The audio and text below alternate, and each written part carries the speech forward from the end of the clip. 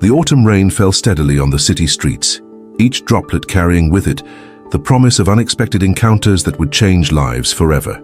Sometimes the most profound moments in our lives come disguised as the simplest gestures: a smile, a helping hand, or in this case a jacket offered to a stranger on a cold October evening. In downtown Chicago, this is how our story begins with Marcus Thompson, a 34-year-old construction worker who was about to discover that some acts of kindness create ripples that reach far beyond what we could ever imagine. Marcus had learned long ago that life rarely rewarded good intentions, but that had never stopped him from trying to do what felt right in his heart. Marcus Thompson, 34 years old, was a construction worker who had spent the last 15 years building other people's dreams. His hands were permanently stained with concrete dust, his shoulders permanently curved from years of carrying heavy materials, and his face bore the weathered lines of someone who had worked under every kind of sky Chicago could offer. 5 years ago, his life had been completely different. Marcus had been a project manager at one of the city's most prestigious architectural firms, wearing tailored suits and designing luxury condominiums for wealthy clients. He had a corner office with floor-to-ceiling windows, a company car, and a salary that allowed him to take his wife Sarah and their daughter Emma to Disney World every summer. But everything changed the night of the accident. Marcus had been working late on a critical presentation when he received the call that would shatter his world into pieces. Sarah and Emma had been hit by a drunk driver while driving home from Emma's dance recital. Sarah died instantly.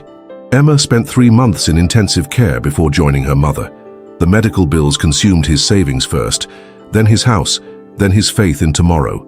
Unable to concentrate at work, haunted by memories in every room of their home, Marcus had lost his job and eventually found himself starting over, with nothing but his bare hands and a determination to survive one day at a time. Now, their daily life was a careful routine of survival. Marcus lived in a small studio apartment above Mrs. Chen's grocery store, paying rent by doing maintenance work for the building. He woke up at 5 a.m., made instant coffee with water heated in an old electric kettle, and walked 12 blocks to the construction site because he couldn't afford monthly bus passes. His biggest struggle wasn't just financial, it was the crushing loneliness that followed him everywhere. The apartment was too quiet. His lunch breaks were spent alone, and evenings stretched endlessly with nothing but the distant sounds of other people's lives filtering through thin walls. On this particular evening, Marcus sat on his bed, looking at a faded photograph of Sarah and Emma at the beach, their faces bright with laughter and sunshine. Emma was making a sand castle, while Sarah watched with that gentle smile that had first made him fall in love 12 years ago. Despite having so little, Marcus had never lost his instinct to help others. Just last week, he had given his lunch to a homeless veteran who looked hungrier than he felt. The week before, he had spent his only day off helping an elderly neighbor carry groceries up 3 flights of stairs. Tonight, something in the air felt different, as if the universe was preparing to test his heart one more time. It was on a particularly cold October evening, with the kind of wind that cuts through even the warmest coat, that everything changed. Marcus was walking home from the construction site, his muscles aching from 10 hours of mixing concrete and hauling steel beams. The streetlights cast long shadows on the wet pavement, and the few people on the sidewalk walked quickly with their heads down, focused only on reaching their warm destinations. That's when he saw her, a woman in her early 30s standing at the bus stop, wearing only a thin white blouse and black slacks that offered no protection against the biting wind. She was shivering visibly, her arms wrapped tightly around herself, her dark hair whipping across her face in the gusts. Her clothes suggested she worked in an office somewhere, but she looked completely unprepared for the sudden temperature drop that had caught the entire city off guard. Marcus noticed her expensive-looking leather briefcase and polished shoes, but what struck him most was the way she stood, with a quiet dignity despite her obvious discomfort, as if she was used to facing difficulties without complaining. "Excuse me," Marcus said, approaching carefully so as not to startle her. "Are you waiting for the bus?"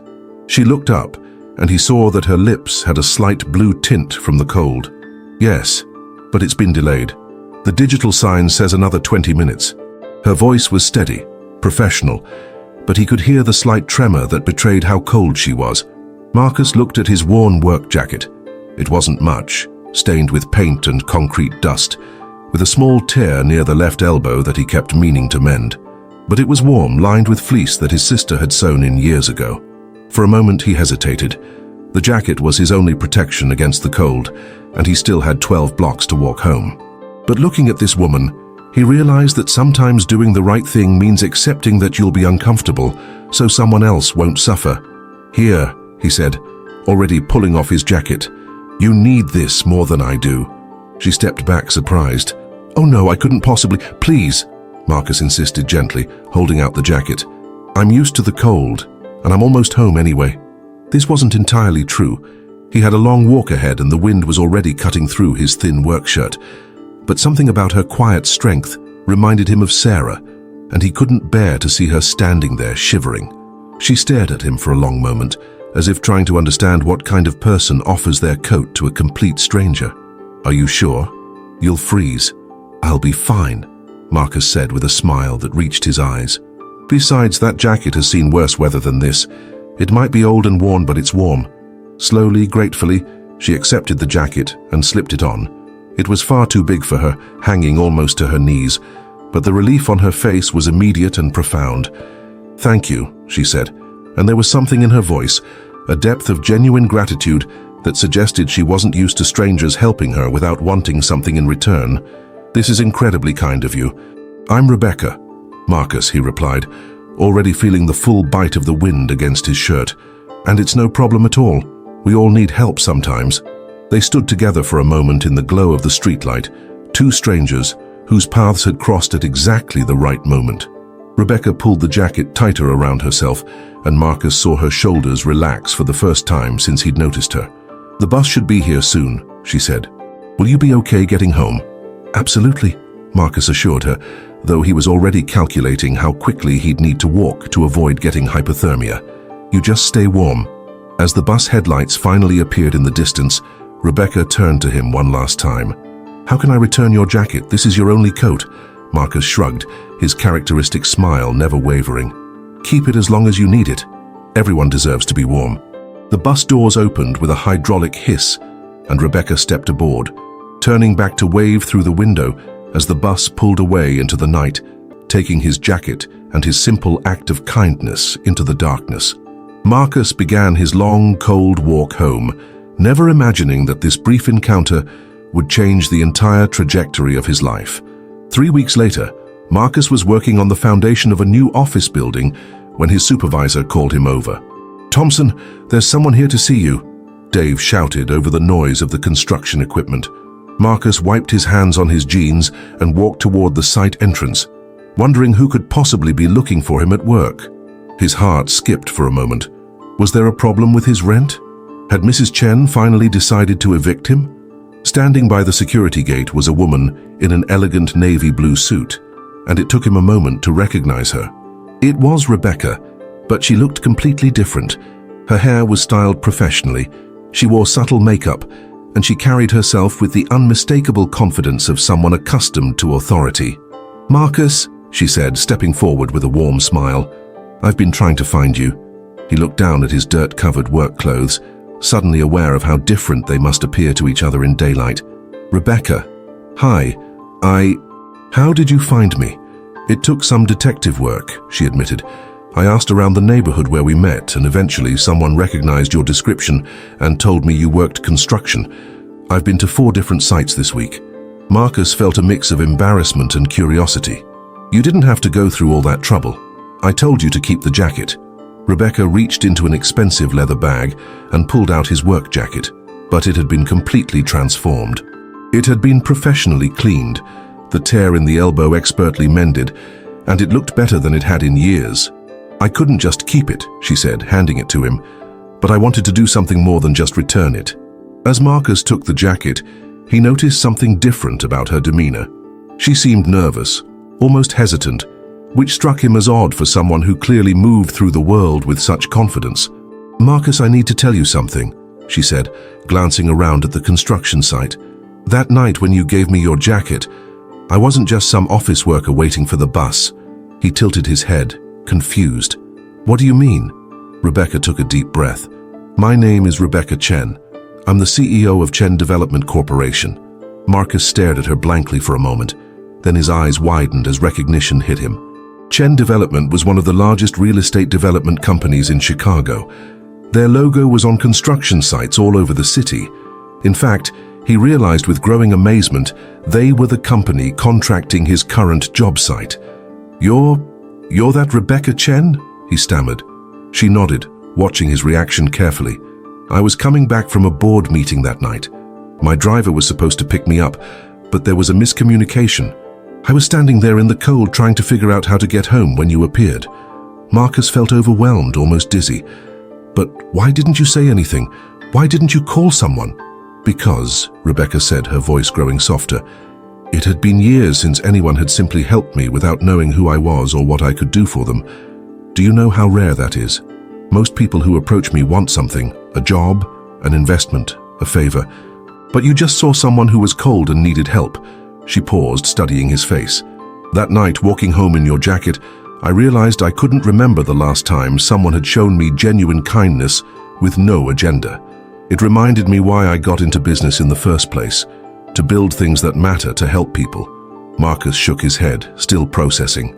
I can't believe this. You're Rebecca Chen. And you, she said with a smile, are the man who reminded me what true character looks like. Marcus, I have a proposition for you, Rebecca continued, her professional confidence returning. But first I need to ask you something. Are you happy doing construction work?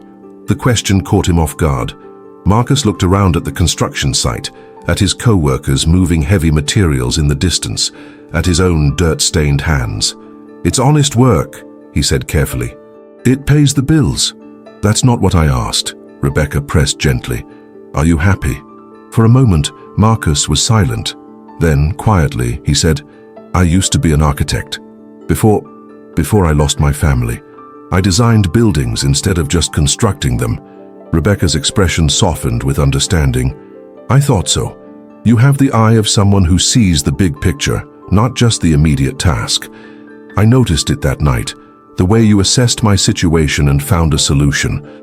Rebecca, I appreciate you returning the jacket, but I'm not sure what you're getting at. She pulled out a business card and handed it to him.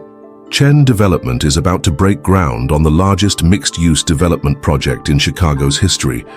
Affordable housing, commercial space, community centers, a place where families can build real lives, not just exist.